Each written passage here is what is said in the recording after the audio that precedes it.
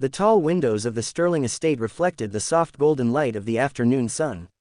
Inside, everything gleamed: marble floors, polished wood, and chandeliers that dripped crystals like frozen rain. But none of it impressed 18-year-old Lily. She had grown up here, not as the daughter of the house, but as the daughter of Maria, the live-in maid who scrubbed these very floors.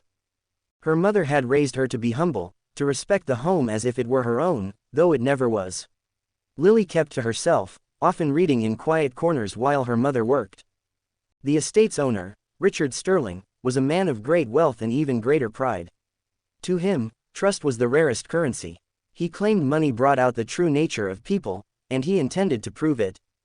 That's why, one Thursday afternoon, he deliberately left his private office door open. On the desk sat his safe, its heavy steel door swung wide. Inside lay neat stacks of $100 bills, glittering jewelry, and a leather-bound envelope. Richard knew Lily would pass by on her way to the library. And she did. She paused, eyes catching the strange sight. The safe, open, unattended. For a moment, she simply stood there, her heart thudding. A dozen thoughts rushed through her mind. She could take just one bill, no one would notice. $100 could cover her mother's medicine. Or a necklace, just one, could help pay for her college tuition. Her mother's voice echoed in her memory: "What you take that isn't yours will never truly be yours." Lily stepped inside the office. Instead of touching the money, she closed the safe door slowly, hearing the heavy click as it sealed shut. She didn't know it, but behind a hidden corner, Richard was watching. He expected relief that she hadn't taken anything. Instead, what happened next shook him. Lily reached into her own worn purse and pulled out a small cloth pouch. She slid it into the safe's drawer before shutting it completely.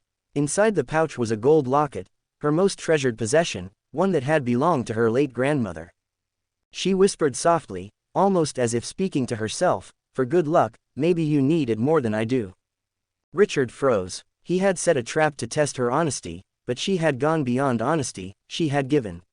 And not something worthless, but the one thing she could never replace. He stood there, staring at the shut safe, realizing that all his wealth, all his tests, had never shown him the value of a heart like hers. Do you want me to continue and finish this story with the emotional high point and twist you're hinting at? That's where it'll really hit.